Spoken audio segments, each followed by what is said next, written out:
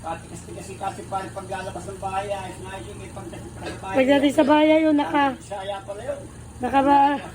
Kanyari pala kang mayabang lang rin. Palagi kayo. Pati ang frigo may kad na. Bakit may kadena?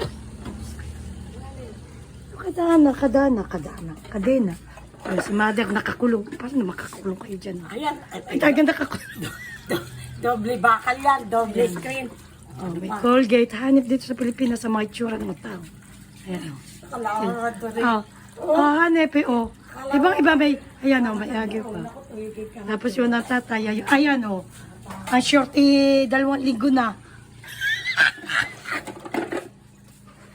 Nanay, 1 buwan na yung kanyang dress.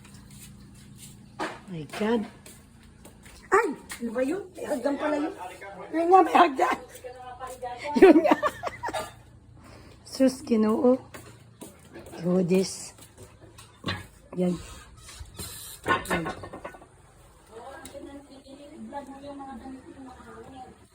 Yan.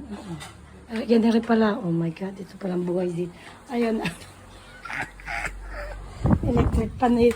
Kita na lalaugan. Ayan, electric fan, merong ganyan rin, ano ba, ere. Tapos kita na lalaugan, ang tiyan, ang utak. Oh my God. Nasira na yung ano. Nalapok na. Oh my God.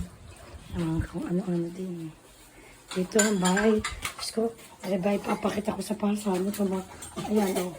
Kung ano-ano. Oh my God. Pinakamaganda pa nga itong itsura.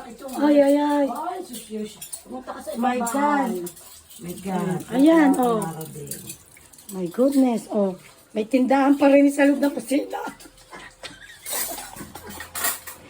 May dyaryo pa. My God. Nakasupot. Kaya mo nagtitinda. My goodness.